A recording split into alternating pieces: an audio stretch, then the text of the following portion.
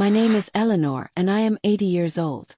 I sit here in my rocking chair, watching the rain streak down my window, and I suppose it's time to tell you about the biggest mistake of my life. Not because I want your pity, Lord knows I've had enough of that, but because some stories need telling even when they hurt. Especially when they hurt.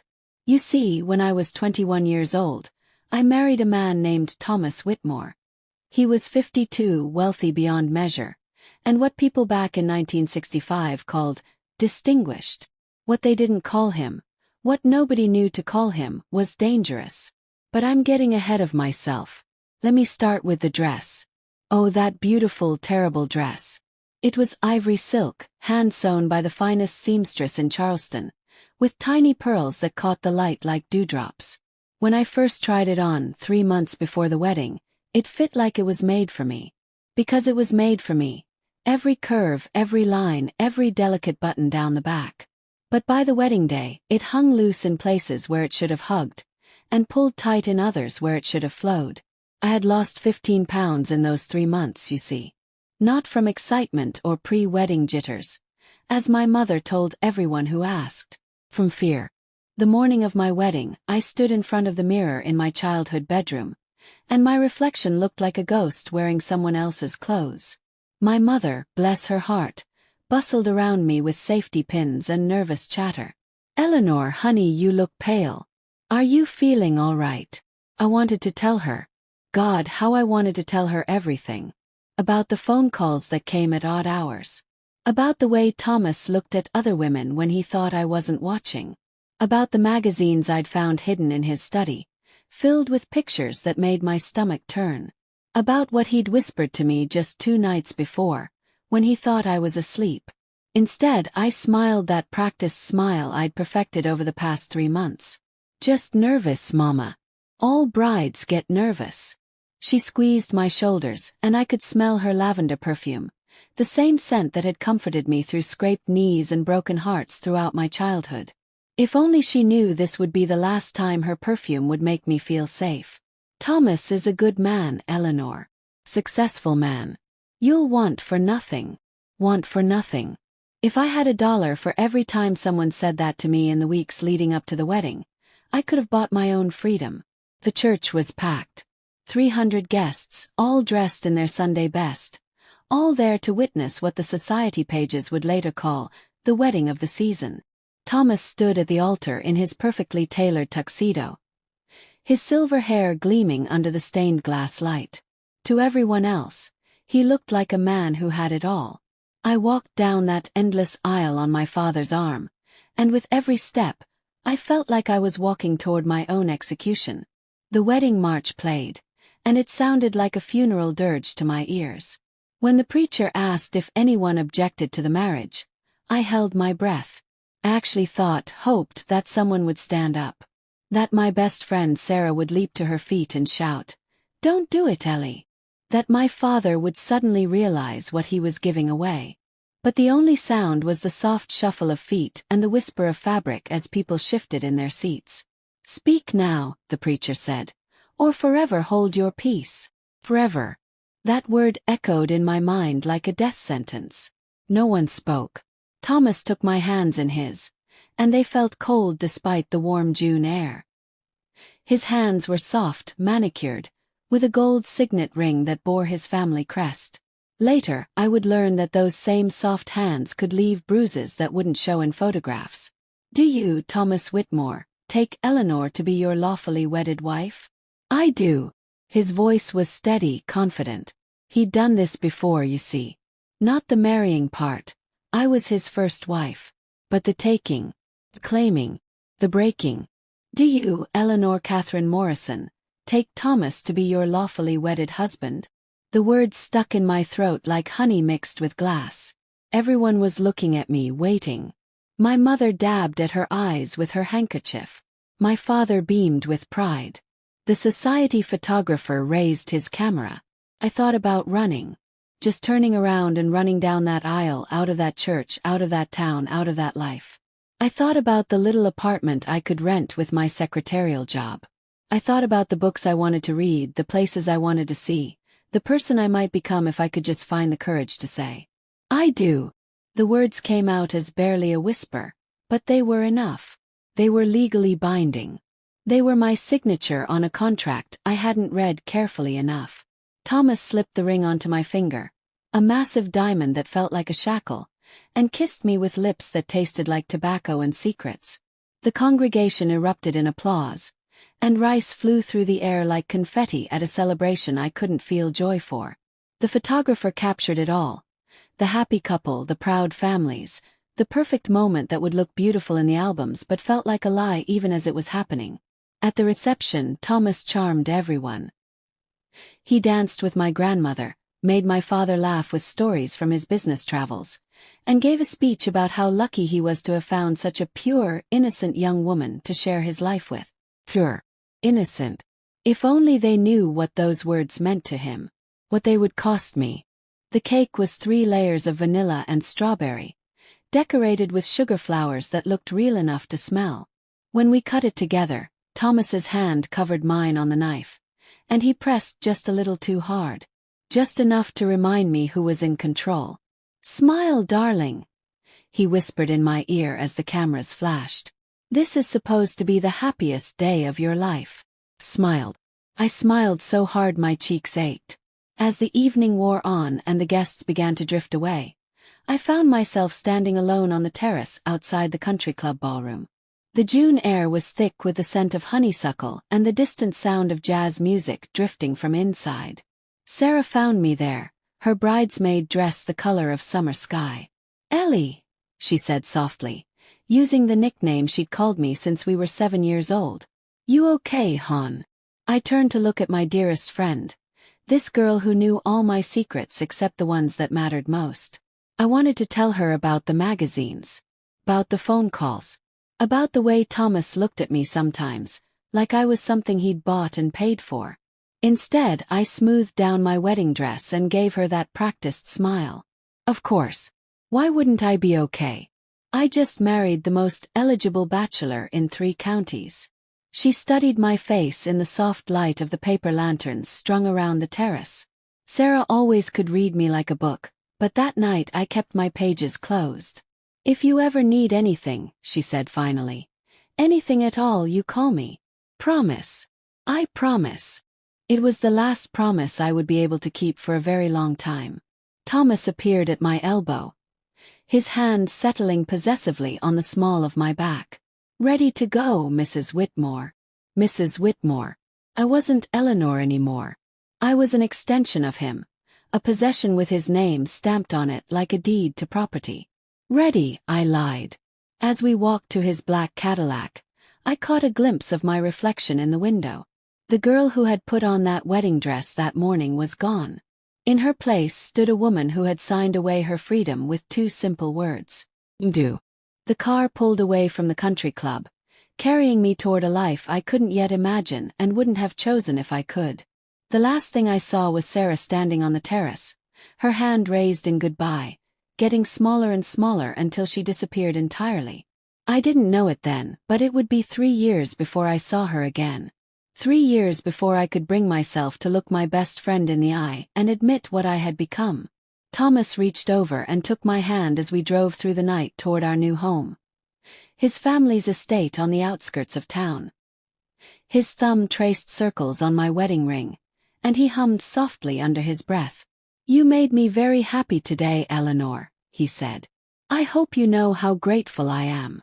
I stared out the window at the darkness rushing past and wondered if this was what drowning felt like. This feeling of being pulled under by something much stronger than yourself, unable to fight your way back to the surface. "Thank you, Thomas," I whispered, because that's what good wives were supposed to say. But inside, in the deepest part of my heart where even he couldn't reach, I was already planning my escape. I just didn't know it would take me 59 years to find the courage to use it. What secrets was Thomas hiding? How did Eleanor survive those 3 missing years with Sarah? And what finally gave her the strength to break free? Find out in the next chapter, where we'll discover the dark truth behind Thomas Whitmore's business trips, and the price Eleanor paid for learning too much. The Whitmore estate sat on 200 acres of rolling hills like a sleeping giant in the darkness. As our car crunched up the gravel driveway that wedding night, I pressed my face to the cool window glass and tried to see my new home through the shadows. It was enormous. Bigger than anything I'd ever imagined living in, with tall white columns and black shutters that looked like closed eyes in the moonlight. Spanish moss hung from the ancient oak trees like ghostly veils, swaying in the warm June breeze. "Welcome home, darling," Thomas said, but the word home sounded strange coming from his lips. Cold. Clinical. The housekeeper, Mrs. Caldwell, met us at the front door. She was a thin, severe woman in her 60s with steel-gray hair pulled back so tight it seemed to stretch her features. Her smile was polite but distant, like she was greeting business associates rather than newlyweds. "Mrs. Whitmore," she said with a slight nod. "I've prepared the master suite. Would you like me to show you up?" Mrs. Whitmore. There was again that name that didn't feel like mine. That would never feel like mine. "That won't be necessary," Thomas said, his hand finding my elbow with that gentle pressure that wasn't gentle at all. "I'll show Eleanor around myself." The front hall was larger than my parents' entire living room, with a chandelier that cast intricate shadows on the marble floor. Oil paintings of stern-faced Whitmore ancestors lined the walls, their eyes seeming to follow us as we climbed the sweeping staircase. "Your family's been here a long time," I said, trying to fill the silence. "Since 1847, Thomas replied. "5 generations of Whitmore men have walked these halls. And now—" He stopped at the top of the stairs and turned to face me, his gray eyes reflecting the chandelier light. "Now you're part of that legacy, Eleanor. Part of something bigger than yourself." The master bedroom was at the end of a long hallway lined with closed doors. I wondered what was behind them, but something in Thomas's demeanor told me not to ask. Not yet.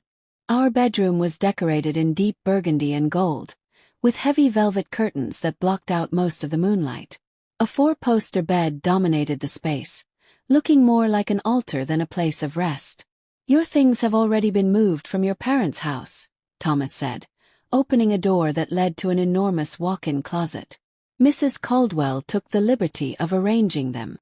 My few dresses looked lost among Thomas's rows of expensive suits, like wildflowers planted in a formal garden. I touched the sleeve of my favorite yellow sundress, the one I'd worn on my last day of freedom, and it felt like greeting an old friend I might never see again. "The bathroom's through here," Thomas continued his tour. "And this." He opened another door to reveal a smaller room with a writing desk and bookshelves. "This can be your sitting room. For your hobbies." Like reading was something frivolous, something to be contained in a small space where it wouldn't interfere with more important matters. That first night, I lay awake listening to Thomas breathe beside me. He'd been gentle enough, I supposed, but there was something mechanical about the whole thing, like he was following a script he'd memorized. When it was over, he'd rolled away without a word and fallen asleep almost immediately. I stared at the ceiling and tried not to cry. This was my life now. This strange, cold house. This man who treated me like an acquisition. This feeling of being utterly, completely alone despite sharing a bed with another person. The next morning, I woke to find Thomas already dressed in one of his perfectly pressed suits, adjusting his tie in front of the mirror. "I have to go to Atlanta today," he said without looking at me.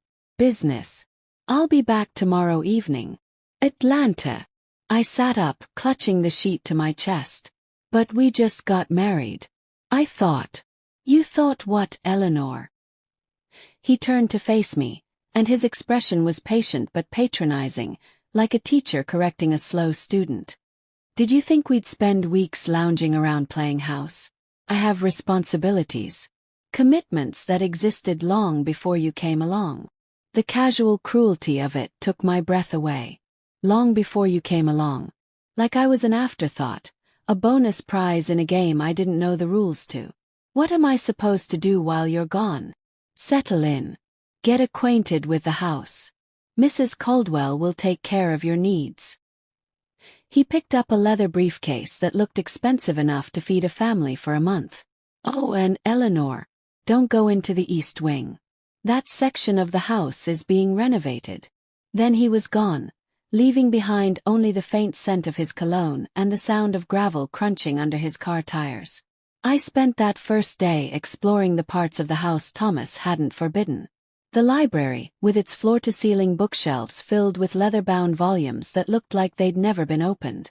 The formal dining room, with a table that could seat 20 people and would make every meal feel like a business meeting.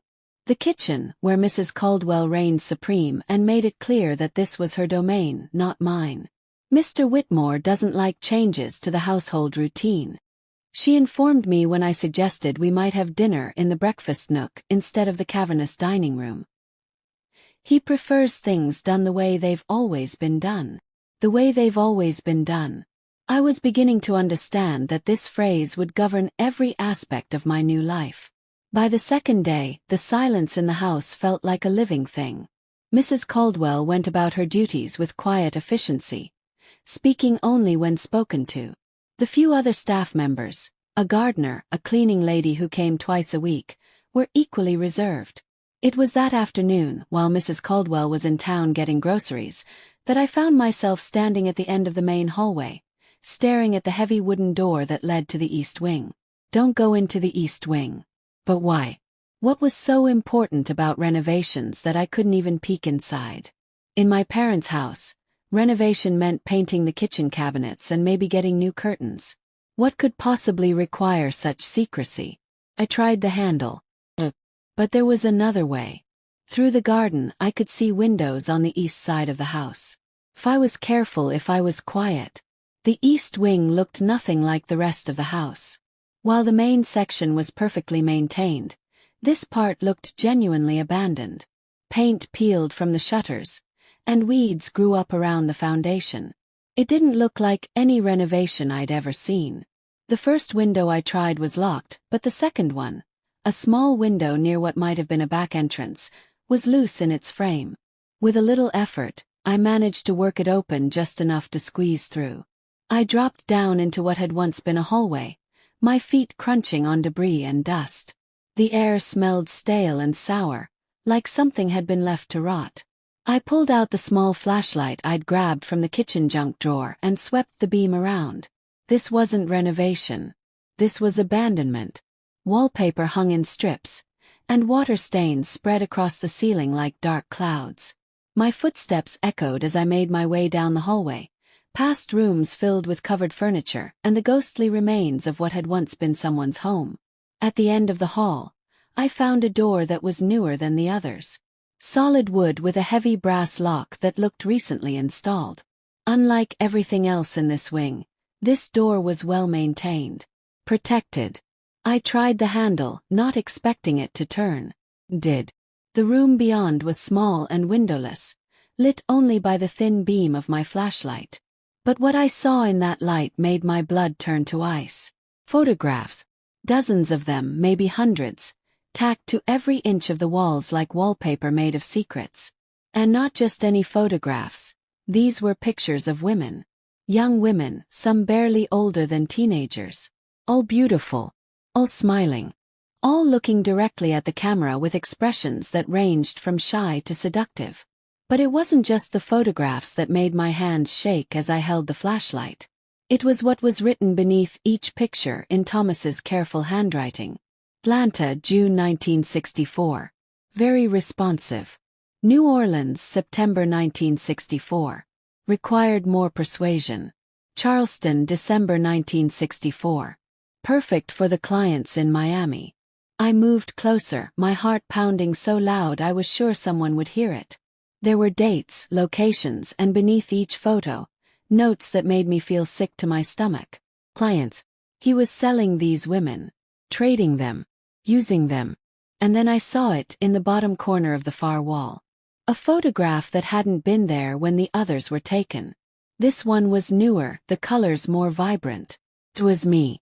My engagement photo, the one that had been in the newspaper when Thomas announced our upcoming wedding. But beneath it, in that same careful handwriting, were words that made the world tilt sideways beneath my feet. Eleanor Morrison. Acquired June 1965. Perfect for the Charleston operation. Extremely naive, ideal for long-term placement. Acquired. like I was livestock, like I was property. I stumbled backward, my hip catching the corner of a table I hadn't noticed. Something fell to the floor with a crash that seemed to echo through the entire house. On the floor lay a leather journal, its pages scattered. I knelt and gathered them up with shaking hands, and what I read there destroyed whatever innocence I had left. Amounts of money. A carefully kept record of human trafficking disguised as a legitimate business. Thomas wasn't just wealthy.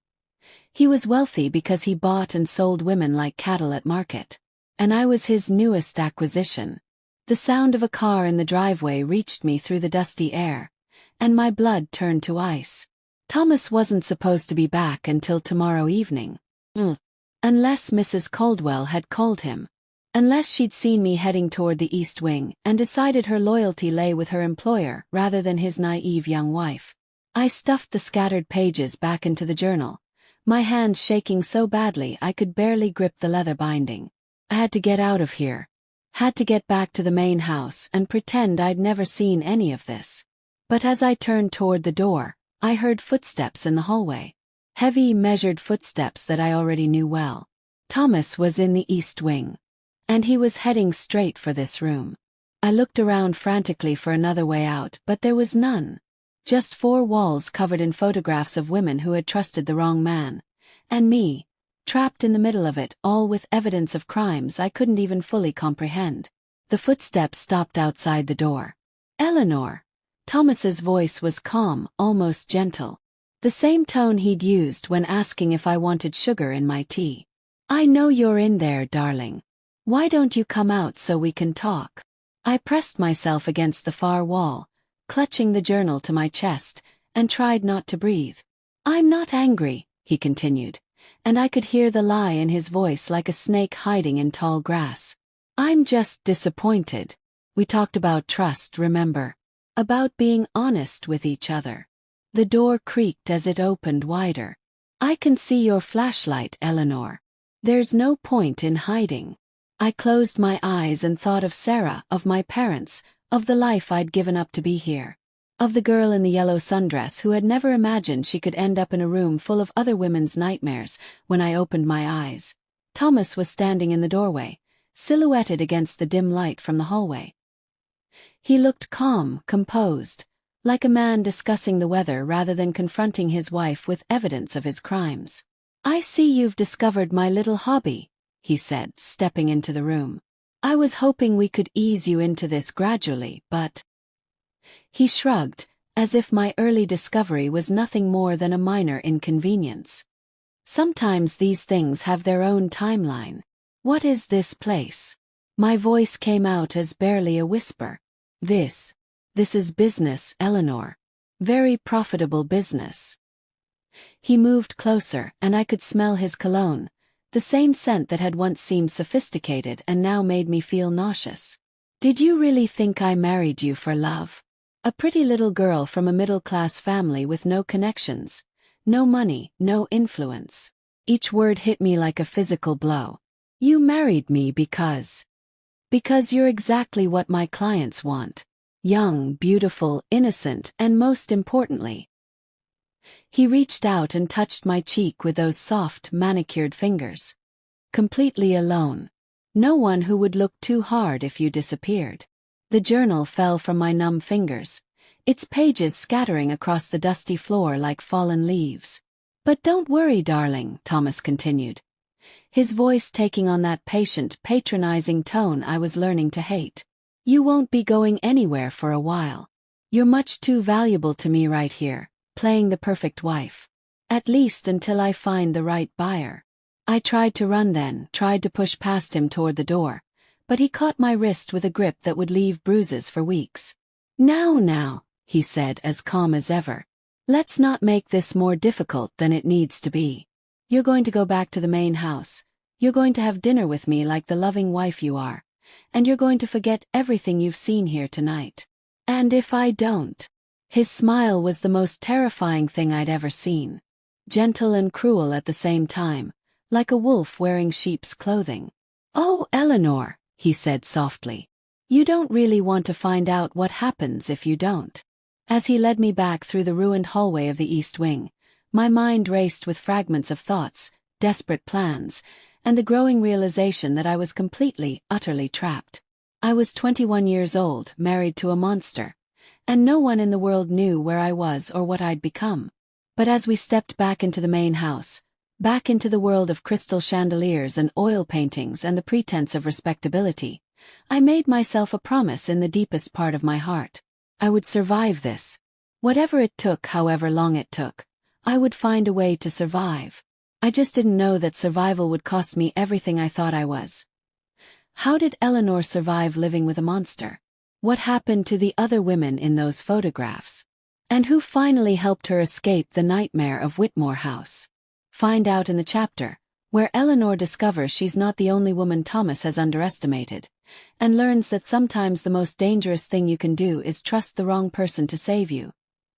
3 months passed like a slow-motion nightmare. 3 months of pretending to be the perfect wife while living with the knowledge that I was nothing more than inventory in Thomas's twisted business. 3 months of dinner conversations about the weather while photographs of missing women haunted my dreams. I learned to be careful, to watch Mrs. Caldwell's movements, to time my explorations for when Thomas was truly away on business. His real business. I learned which floorboards creaked, which doors had loose hinges, which windows offered the best views of the driveway so I could see him coming. Most importantly, I learned to hide my fear behind the mask of a dutiful Southern wife. "You're looking better, darling," Thomas said one October morning over breakfast. He sat behind his newspaper, the picture of respectability in his navy suit and gold tie pin. "Those dark circles under your eyes were becoming quite concerning." I forced a smile and buttered my toast with steady hands. "I've been sleeping much better, thank you." It was a lie, of course. I hadn't slept properly since that night in the East Wing. But I'd gotten good at lying. It was a skill I never knew I'd need, like learning to swim when someone throws you in the deep end. "I'm glad to hear it. I have some colleagues coming for dinner Friday evening. Important men from Atlanta and New Orleans. I trust you'll make a good impression." The way he said colleagues made my skin crawl. I knew now what that meant. Men like him. Men who traded in human misery and called it business. Of course. How many should I tell Mrs. Caldwell to prepare for? 6, including ourselves. Nothing too elaborate. These are working dinners, not social occasions. After he left for the office, I walked out to the garden to clear my head. The October air was crisp, and the leaves on the oak trees had begun to turn gold and crimson. It was beautiful, this place that had become my prison. Sometimes I wondered if that made it better or worse. I was deadheading the last of the summer roses when I heard it, a soft voice humming somewhere beyond the hedge maze. The tune was familiar, something my grandmother used to sing, but I couldn't place it. Following the sound, I found myself in a part of the garden I'd never explored before, behind the old greenhouse that looked like it hadn't been used in years. And there, kneeling beside a small herb garden, was a woman I'd never seen before. She was about my age, with dark hair pinned back and wearing a simple blue dress that had seen better days. Her hands moved skillfully among the plants, and she hummed that haunting melody as she worked. "Excuse me," I said softly, not wanting to startle her. She looked up, and I was struck by her eyes. They were the most vivid green I'd ever seen, but there was something guarded about them, like windows with the curtains drawn. "Oh!" She scrambled to her feet, brushing dirt from her hands. "Mrs. Whitmore, I'm so sorry. I didn't think anyone came back here. Please don't apologize. I was just curious. I didn't know anyone else was." I paused, not sure how to finish. "I'm Eleanor." She hesitated for a moment, then said, "I'm Catherine. Catherine Mills." There was something about the way she said her name, like she was trying it on for size, that made me wonder if it was really hers. "Do you work here? I haven't seen you around the house." Another hesitation. "I help Mrs. Caldwell sometimes. With the gardens and such." It was clearly a lie, but I'd become an expert at recognizing those lately. The question was why she was lying, and whether it was the same kind of dangerous lie I'd been living with. "The herbs are beautiful," I said, changing the subject. Do you know much about gardening? Her face brightened, and for a moment, that guarded look disappeared. My grandmother taught me. She always said plants were like people. If you pay attention to what they need and treat them with respect, they'll flourish. Ignore them or mistreat them. She shrugged. They wither and die. There was something in the way she said it that made me think she wasn't just talking about plants. We stood there in comfortable silence for a moment, two women in a garden, pretending our lives were normal. Then Catherine glanced toward the house, and that wariness returned to her eyes. I should go, she said. Mrs. Caldwell will be looking for me. But as she turned to leave, I noticed something that made my heart skip a beat. On her wrist, just visible beneath the sleeve of her dress, was a thin scar.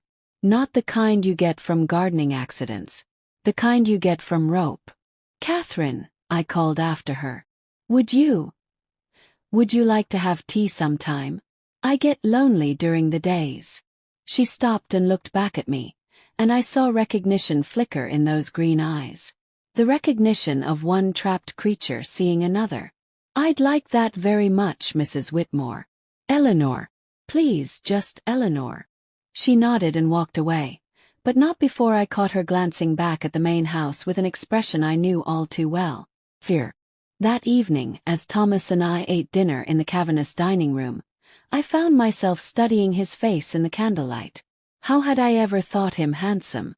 Now all I could see were the cold calculation in his eyes and the way his mouth curved when he thought he'd said something clever. You're quiet tonight, darling, he observed, cutting his steak with surgical precision. Just thinking about Friday's dinner. I want everything to be perfect for your colleagues. I'm sure it will be. You're learning to be quite the hostess. He reached across the table and patted my hand with those soft, manicured fingers. My associates will be impressed. Especially Vincent Caruso from New Orleans. He has a particular appreciation for beautiful young wives. The way he said it made my stomach turn. I was being presented like a prize heifer at a county fair, and we both knew it. Will their wives be joining us? I asked, though I already suspected the answer. Oh no, darling. This is strictly business. Besides, most of them are between wives at the moment. Between wives. Like marriage was a temporary business arrangement, which I was learning it was for men like Thomas. The next morning, I found Catherine in the herb garden again. This time I brought a thermos of tea and 2 cups. I thought you might be thirsty, I said, settling beside her on the grass. She accepted the tea gratefully, wrapping her hands around the warm cup like it was precious. In the daylight, I could see other scars. Faint ones on her arms, a thin line along her collarbone that disappeared beneath her collar. How long have you been here? I asked quietly. She was silent for so long I thought she wouldn't answer. Then, 2 years. Maybe 3. Time gets difficult to track. And before that, I was supposed to be married to a man in Mobile. A businessman who promised my father he'd take good care of me. Her laugh was bitter as winter wind. Turns out he was one of Mr. Whitmore's associates. I was payment for a debt. My blood turned cold. Payment. My father owed money. Gambling debts. This man offered to clear the debt in exchange for. She gestured to herself. Me. I thought I was getting married. Instead, I found out I'd been sold. I set down my teacup with shaking hands. What happened to the man in Mobile? He kept me for 6 months. Then he got tired of me and sold me to someone else. Then someone else after that. Until I ended up here, in Mr. Whitmore's collection. Collection. Catherine looked toward the main house, and I followed her gaze to the East Wing. You know about the East Wing, don't you? I can see it in your eyes. You have that same look I had when I first discovered what this place really is. I nodded, not trusting my voice. He keeps some of us here, she continued. The ones who are difficult to place. Or the ones he's not ready to sell yet. We live in the old servants' quarters in the basement. Mrs. Caldwell brings us food and makes sure we don't cause trouble. How many? I whispered. Right now. For including me. But it changes. Sometimes new girls arrive. Sometimes. She didn't finish the sentence, but she didn't need to. The full horror of my situation was finally becoming clear. I wasn't just Thomas's wife. I was livestock in a warehouse, waiting my turn to be shipped out to the highest bidder. Why are you telling me this? Yes. Catherine studied my face for a long moment. Because you're not like the others he's brought home. You're not broken yet. And because. She hesitated, then reached into her pocket and pulled out a small piece of paper. Because I've been waiting 2 years for the right person to give this to. I unfolded the paper with trembling fingers. Written in careful pencil was a name and address in Charleston. Detective James Morrison, Charleston Police Department. He's been investigating missing women for 3 years, Catherine said. He doesn't know about this place yet, but he's getting close. I've been saving every scrap of information I can find, waiting for someone who could get it to him. Why haven't you tried to escape? To contact him yourself? Because I'm already dead. The matter-of-fact way she said it chilled me to the bone. Officially, I mean. Catherine Mills died in a car accident 2 years ago, at least according to the papers. If I showed up at the police station, they'd think I was either crazy or a fraud. But you. She looked at me intently. You're Eleanor Morrison Whitmore. You exist in the real world. You have a social security number, a driver's license, friends who would miss you if you disappeared. Morrison, I said suddenly. The detective. Your cousin. Your father's nephew. I did my research, Eleanor. I've been watching and waiting for 2 years for someone with the right connections to walk through those doors. My head was spinning. James Morrison was indeed my cousin, though we'd never been close. He was 10 years older and had always seemed serious and intense at family gatherings. I'd heard he'd become a police detective, but we'd never really talked. What do you want me to do? Catherine pulled a larger folded paper from her other pocket. Everything I know. Names, dates, places, license plate numbers. A list of all the women who've been through here that I can remember. It's not enough to convict him. Not yet, but it's a start. I stared at the papers in my hands, feeling the weight of all those lost women's stories. If I do this, if I contact James, Thomas will know. He'll know it came from me. Maybe. Or maybe Detective Morrison will find another way to get the information. Maybe he'll make it look like his own investigation led him here. She touched my arm gently. I'm not asking you to be a hero, Eleanor. I'm just asking you to give those women a voice. To give us all a chance. I thought about the photographs in the East Wing. All those young faces, all those carefully written notes about their usefulness. I thought about Friday's dinner, about being presented to Thomas's associates like a prize to be admired and eventually claimed.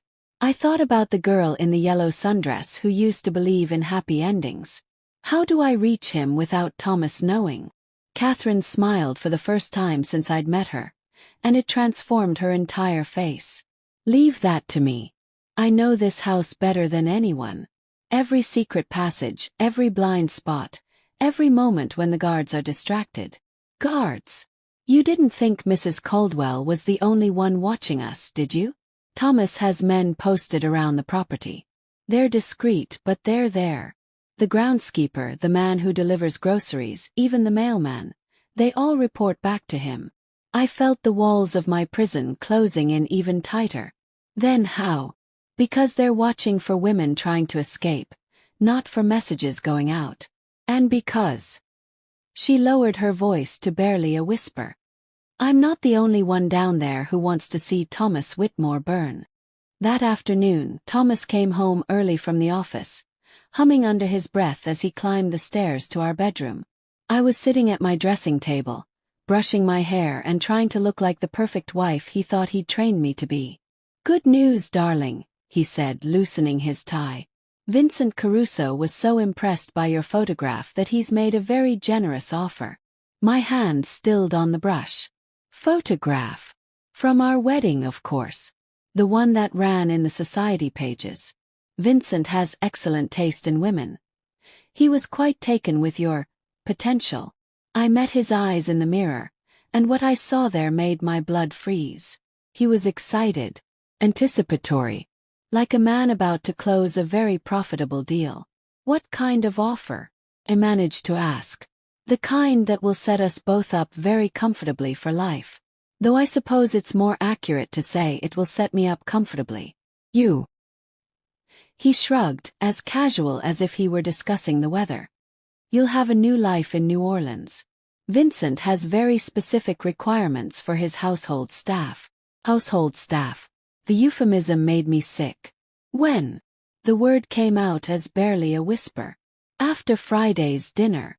Vincent wants to meet you in person first, of course.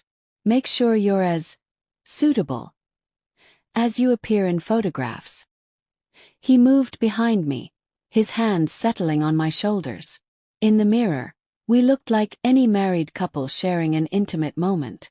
But I could feel the threat in his touch, the promise of what would happen if I disappointed him. I know this is a lot to take in, Eleanor, but you should be honored. Vincent Caruso is a very wealthy, very powerful man. You'll want for nothing in his household. Want for nothing. There was that phrase again. The same words my mother had used to comfort me before the wedding, back when I thought being provided for was the same as being loved. And if I refuse? His hands tightened on my shoulders, his fingers digging in just hard enough to leave marks. Oh, darling. You won't refuse. You're much too smart for that.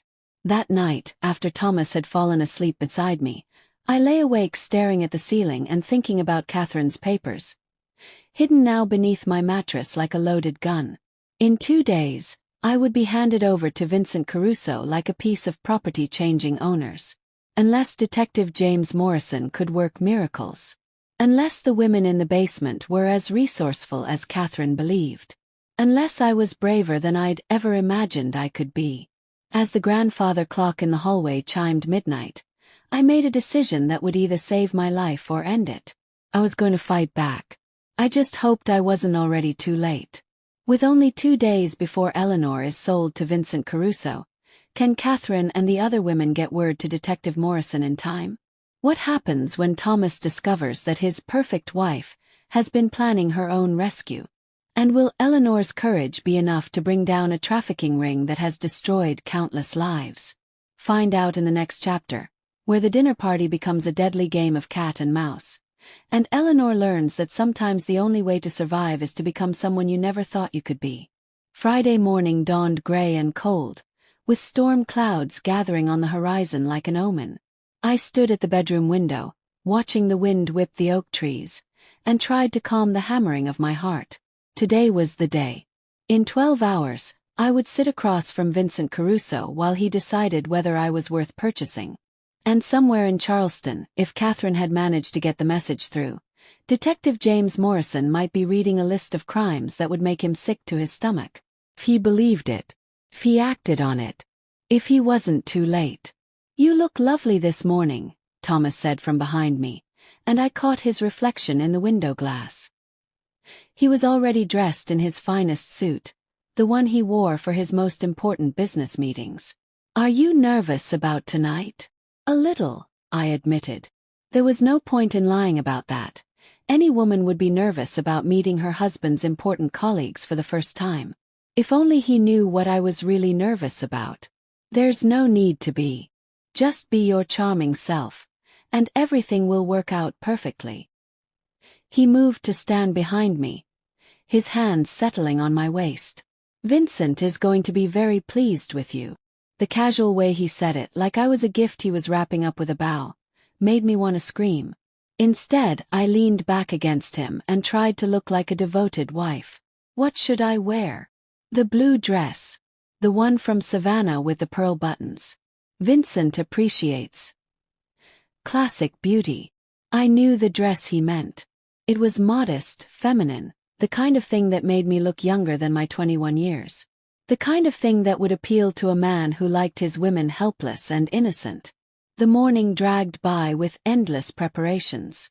Mrs. Caldwell directed the cleaning staff like a general preparing for battle, polishing silver that already gleamed and arranging flowers that were already perfect.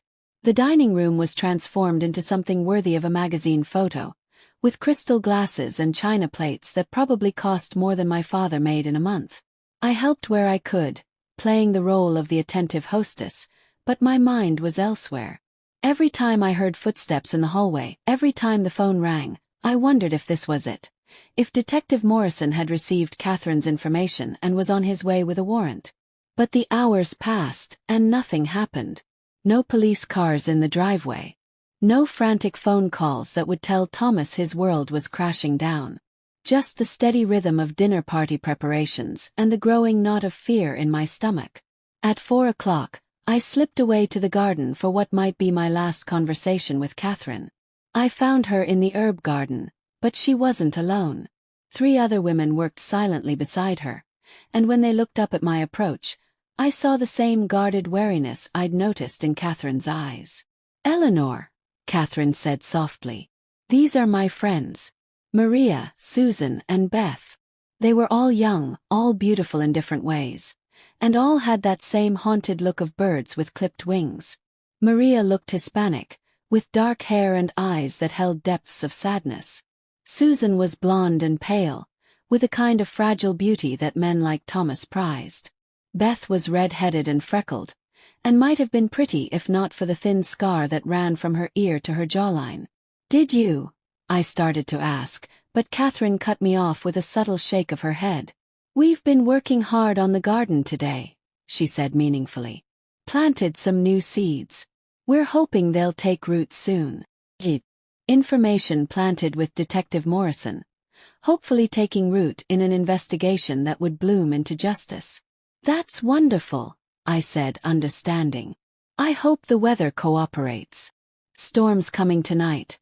Beth spoke for the first time, her voice rough as if she hadn't used it much lately. "But sometimes storms clear the air, you know? Wash away all the dirt and poison."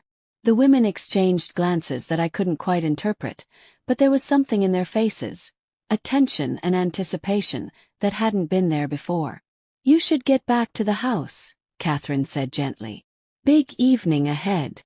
As I walked away, I heard Susan whisper something to the others in a voice too low for me to catch. But Maria's response carried on the wind. "Tonight. One way or another, it ends tonight." By 6 o'clock I was dressed in the blue dress with the pearl buttons, my hair pinned up in the style Thomas preferred, my makeup applied to look natural and innocent.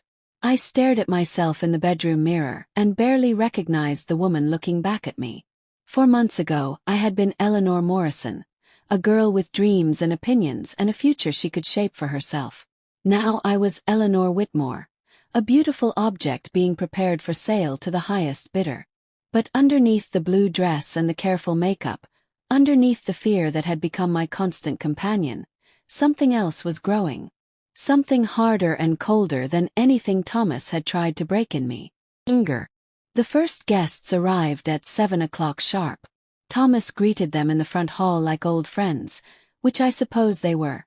Old friends in a business built on human misery. Vincent Caruso was exactly what I had expected.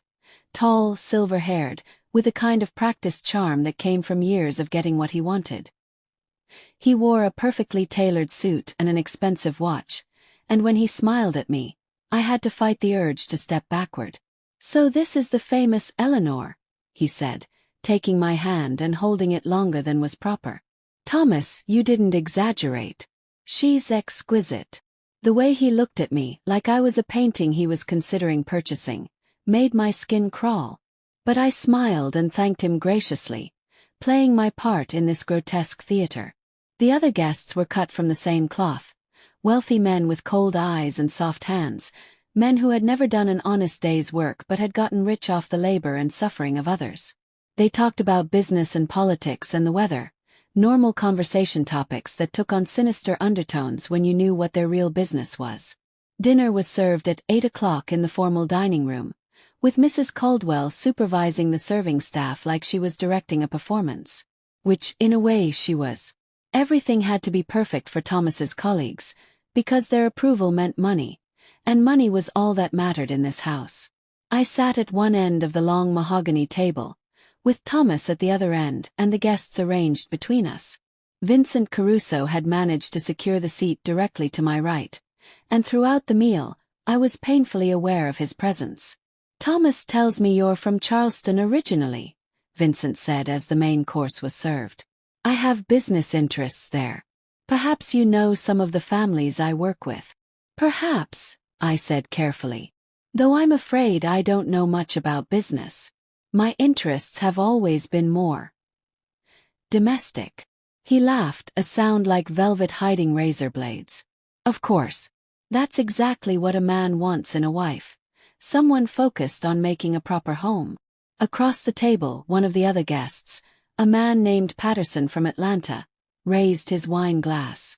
"To Thomas, for knowing quality when he sees it." They all drank to that toast, and I forced myself to sip my wine and smile as if I were being complimented rather than appraised like livestock.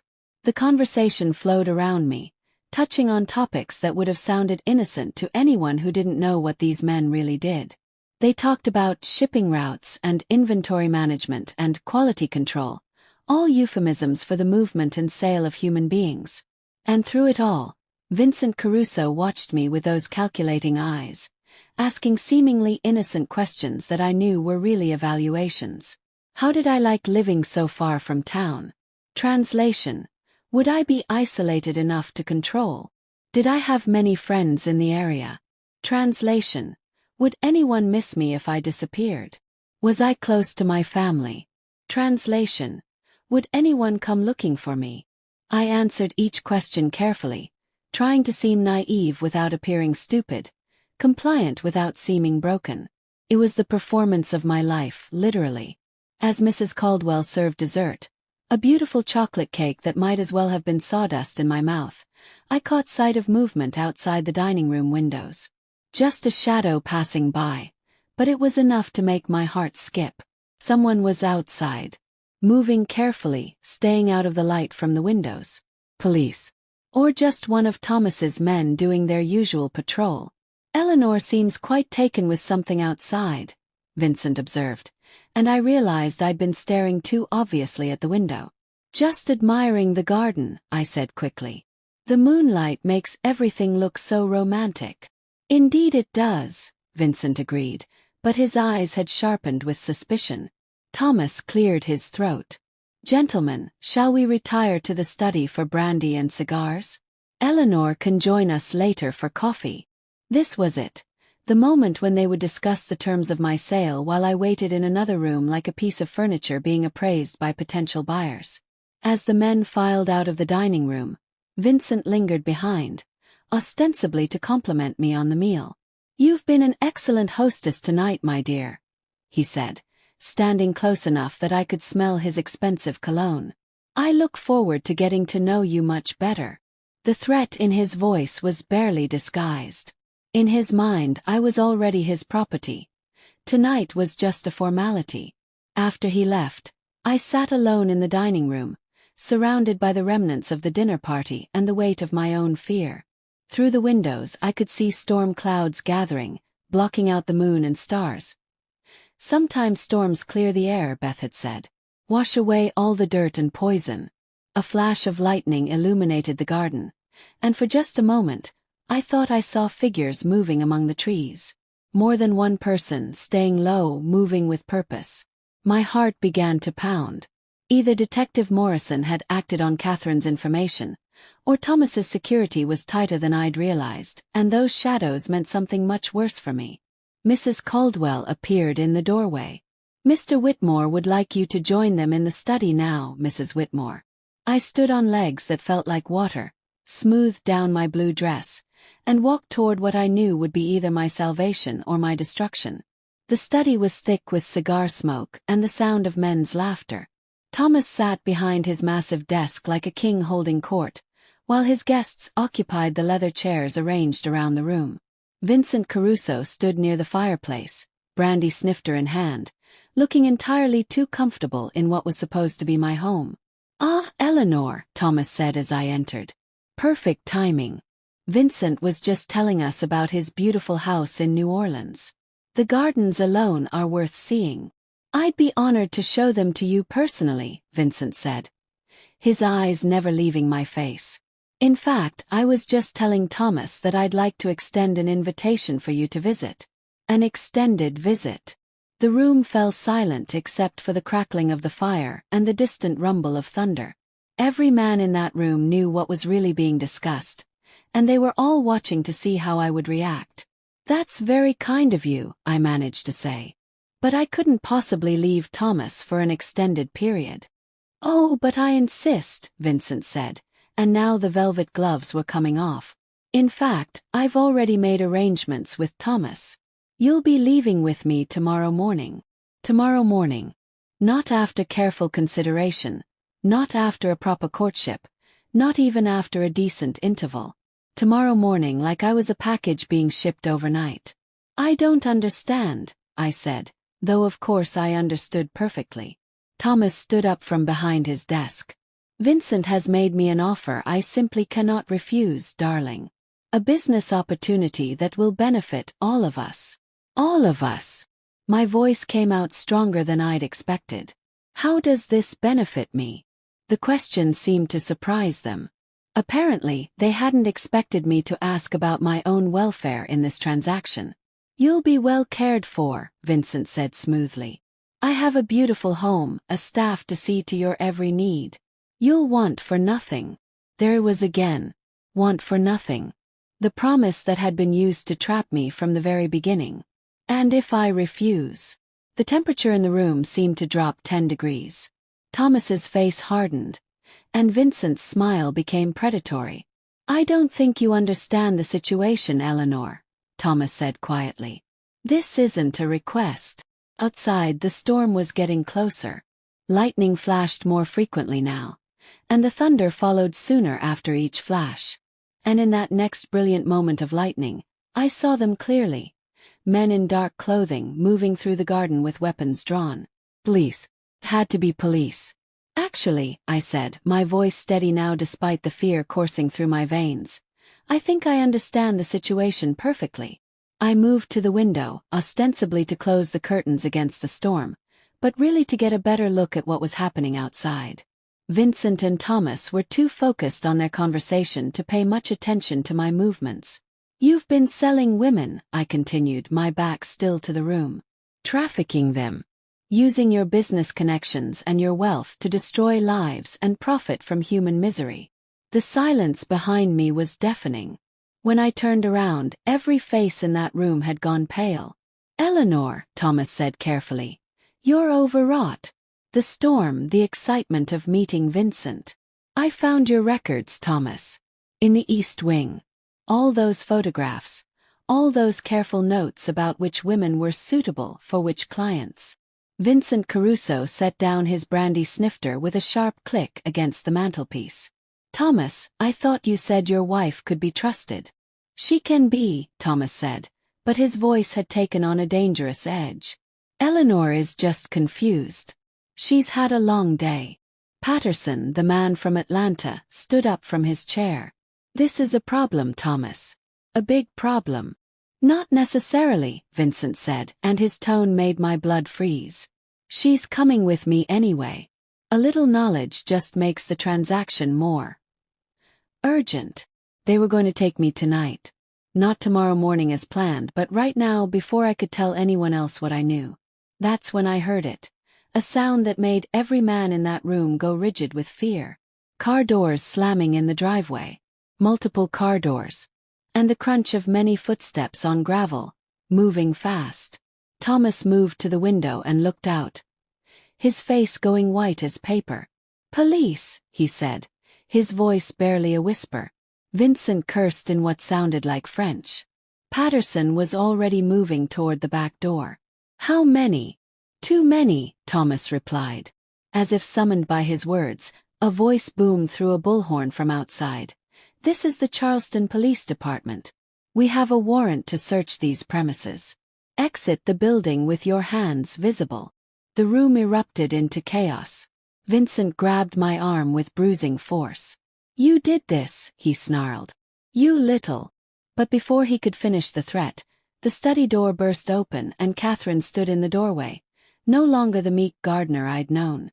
She was holding a pistol with steady hands, and her green eyes blazed with 3 years' worth of suppressed fury. "Let her go, Vincent," she said calmly. "It's over." Behind her, I could see Maria and Susan, also armed, blocking the other exit from the study.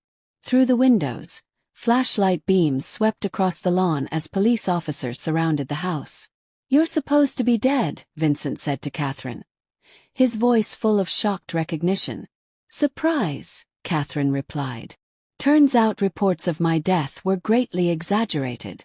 Now let go of Eleanor before I show you what 3 years of planning revenge looks like."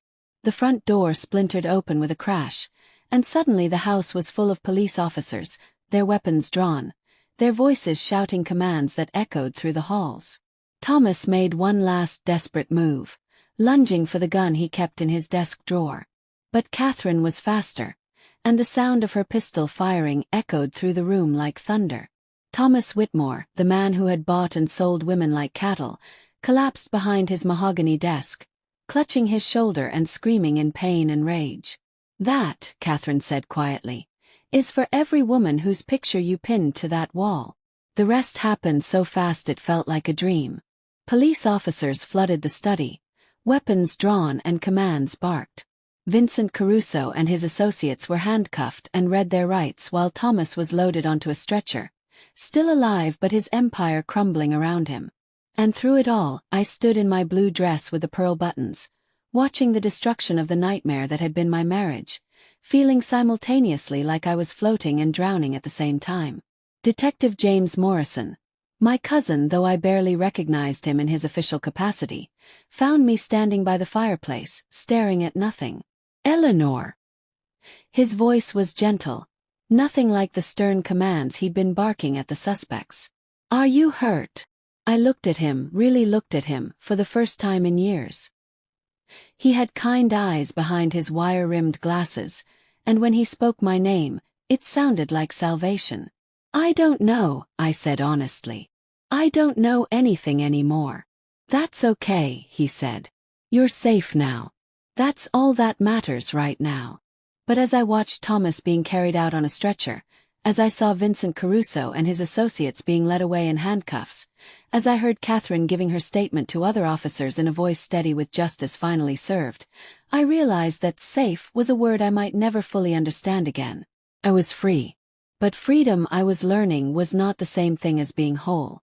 And the hardest part of my story, learning to live with what I'd survived, was just beginning. Eleanor is free, but at what cost? How do you rebuild a life after everything you believed has been shattered? What happened to the other women who were never rescued? And what secrets about Thomas's operation are yet to be revealed? Find out part 2, where Eleanor faces the hardest challenge of all, learning to be herself again, and discovering that sometimes the person you become after surviving hell is someone you never expected to meet. If you like me to continue my story and really want to know how I found redemption, please subscribe, like and share, and also comment where you are watching from. See you in the next part where I will be telling you how my story ends. Thank you for watching and God bless you.